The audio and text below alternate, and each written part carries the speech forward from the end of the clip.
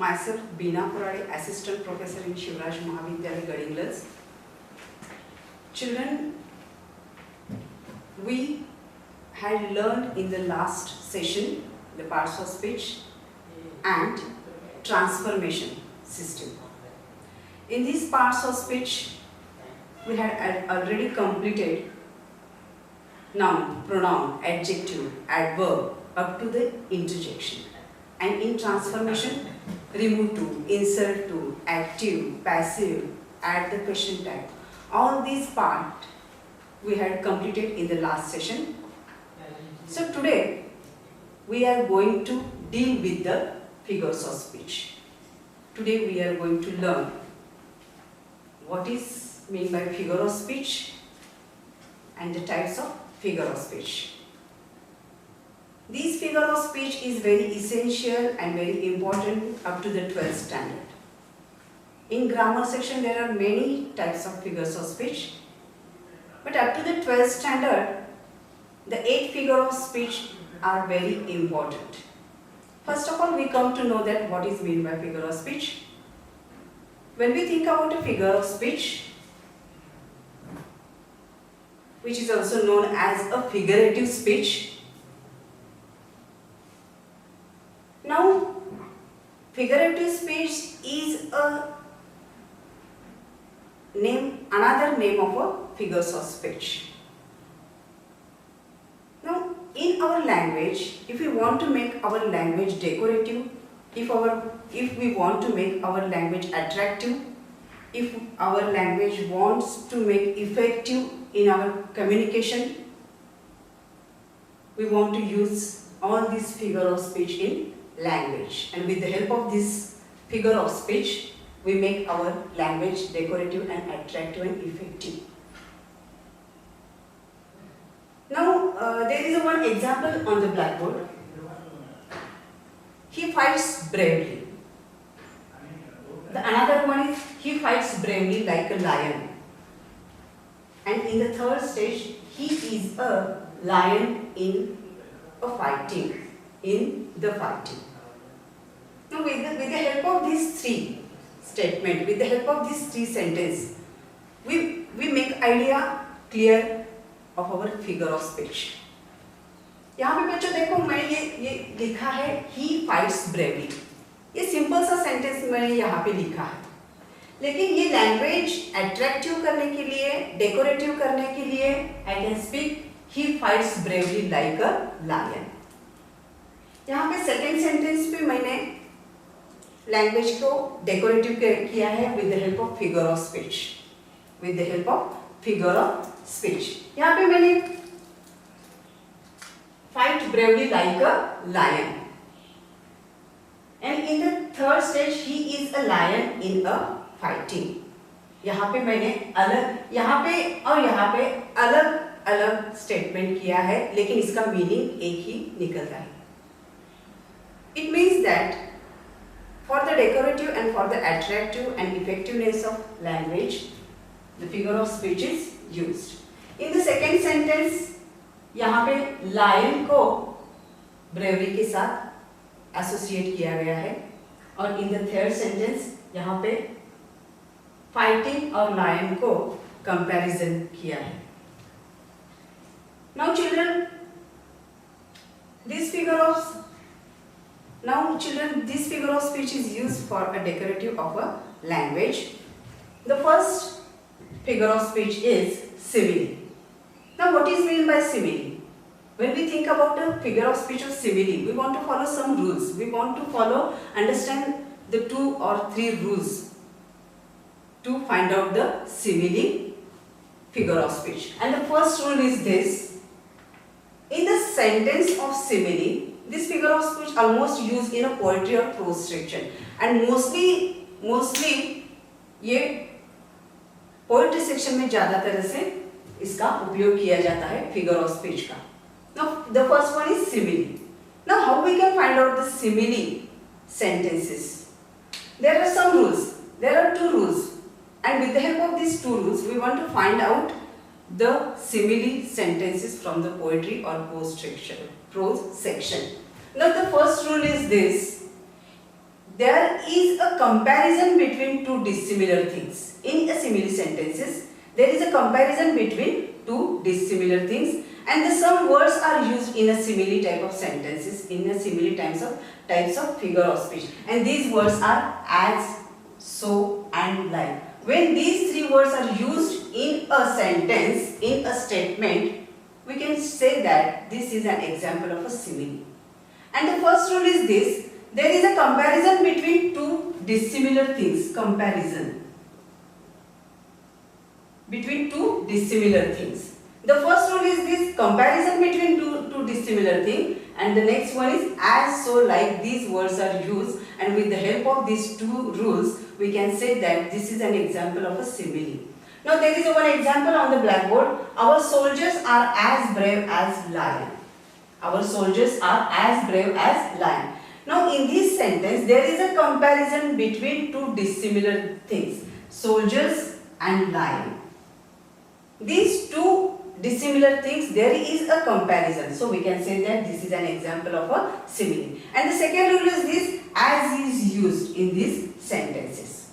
As, this word is used in a sentences, and when the as is used and when the comparison in between two dissimilar things, we can say that this is a figure of speech of simile. Now the second example is this: see, she is like an angel. Also here in the second example, there is a comparison between angel means beauty and she. There is a comparison between these two dissimilar things. So we can say that this is an example of a simile, and like is used here. And when this like is used in a sentence, we can say that this is an example of a simile figure of speech. Now another figure of speech is metaphor. Now how we can find out the metaphor figure of speech? Metaphor, we can find out the metaphor figure of speech. It is a condensed form of a simile.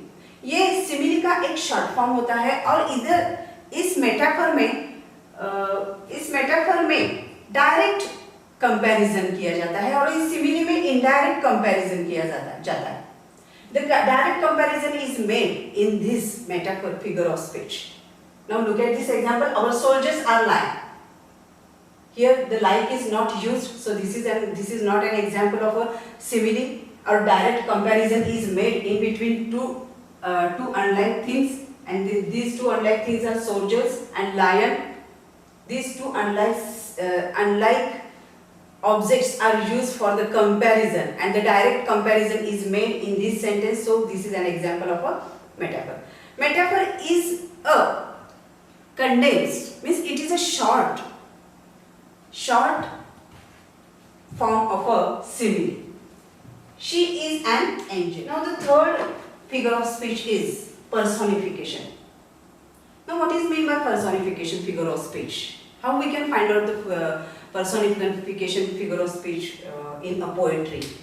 Now in this section, personification, when a human quality is referred to a non-living thing, means when a human quality is giving to a non-living thing or any idea, that time we can say that this is a personification. Means here children, one example is here: stars dance in the sky. Now in this example, the human quality is this, dancing, and non-living thing is this, stars. Now this human quality refer to a non-living thing, so this is an example of a personification. We can say that this is an example of a personification. Now in this second example, come here leaves, said the wind. Now there are so many gestures, movements. These are the qualities of a human being, and when these qualities of a human being refer to a non-living thing or any idea, this type of figure of speech is known as a personification figure of speech. In this second example, come here leaves, said the wind. Now in this section, the human quality is used. This is said. Saying is one quality of a human being, and this is used for a non-living thing. So this is a personification. So this is, we can say that this human quality is used for a lives, and lives is one idea, or we can say that this is one non-living thing. So this is an example of a personification. Now the next figure of speech is alliteration. Alliteration means repetition of sound, repetition of initial consonant sound. When in a sentence, when in a statement there is a initial repetition of consonant sound, we can say that this is a alliteration figure of speech. Now when there are some words in each and every sentences, there are 4, 5, 6, 7 words are used in a one statement or sentences. When in these sentences 2 or 3 words are initial sounds are repeated again and again in a sentence, that time we can say that this figure of speech, the alliteration figure of speech is used in these sentences. Now one example is here, the sheep sleeps in a shed. Now in this section S means S sound is repeated again and again. Repeated again and again, and S sound is a consonant sound, and it is used as the initial part of a word. So we can say that this is a alliteration. Means when consonant sound is used at the initial part of the word and it is used repeated again and again in a sentence, that time we can say that this is a figure of speech of alliteration. Now in the second example, B sound is used again and again, so it is alliteration. Now in the third example, F sound is used again and again in this sentence or in these 2 words, so it is an example of a alliteration. Means consonants, there are 21 consonants in English language: K, P, Ch, M, Coca-Cola, C-O-C-A, C-O-L-A. C consonant sound is used, so it is an example of a alliteration. Alliteration means repetition of consonant sound at the initial part of a word, so it is a examples of a alliteration. Now the next figure of speech is, the 5th one is inversion. In these type of sentences, in inversion types of sentences, the prose structure is not followed. Means the words which is used in a sentences are not follow the rules and regulations of prose structure. Means there is a gradation of prose structure: S plus V, S plus V plus O, S plus V plus IO plus DO. IO means indirect object, DO means direct object. These prose structure is not followed in this type of inversion figure of speech. Means this is not in the systematic order of a prose structure. It is in a jumbled order. These sentences are always used in a poetry in a jumbled order, and that time we can say that these sentences are inversion type of sentences, inversion type of figure of speech. Now there is one example on the blackboard: into my garden come. In this sentence, the prose structure S plus V plus O is not followed. The arrangement of words is not in a systematic order of prose structure. This is not put in a, this is not arranged in a systematic way. So this is an example of a inversion. Now what is the correct sentence of this? Into my garden come. Now the correct sentence of this is, come into my garden. Now this is the correct prose structure: come into my garden. And when this is given in a jumbled order, and when this is not followed a prose structure, that time we can say that this is a figure of speech of inversion. Now the second example is, where not a frost has been. Where not a frost has been. Also in this section, the prose structure is not followed. So this is a inversion figure of speech. Means inversion type of figure of speech always in a jumbled order. It is not in a systematic order. The words of sentences are used not in a perfect order of grammar.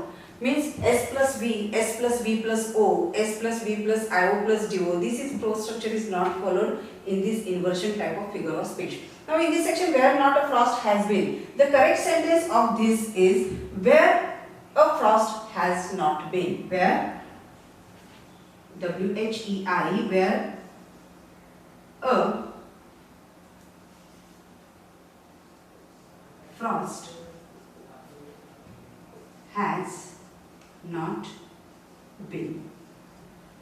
is the systematic order of prose structure. This one and this one is, this is in a jumbled order, not followed the rules and regulations of a structure. So this is a figure of speech of inversion. Then now next figure of speech is antithesis. Antithesis means two opposite words are used in a sentences for an idea.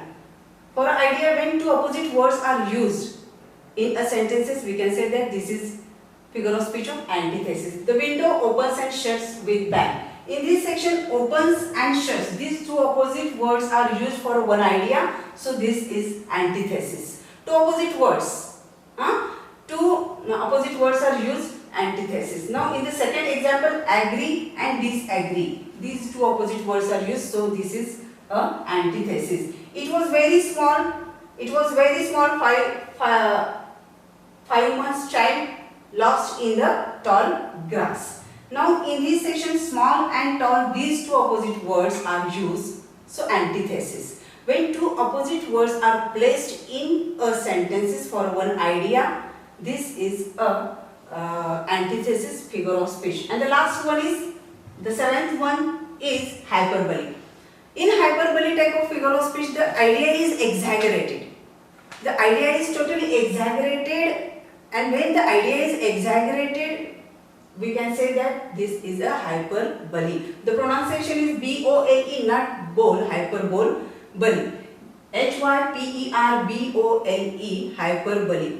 And in this hyperbole, the idea is totally exaggerated. Now there is an example of a hyperbole, another sky. Now all of you know that on this earth there is one and only sky. There is no another sky. But one poet is used this word in her poem, another sky. And she says to her brother in that poem, "Oh my brother, come forward. And there is another sky for you. There is new opportunity for you. And there is green garden for you, and you pick up that opportunity and make your future." When we want to say something like that, we want to say something in a better way, we use hyperbole figure of speech. Means the figure of speech hyperbole is used for a exaggerated for the idea in a poem. So children, today we learn the 7 figure of speech: simile, metaphor, personification, and the next one is inversion, and the next one is antithesis, hyperbole, alliteration. We had learned that in this session. In the next session we are going to complete the another part of the grammar. Thank you.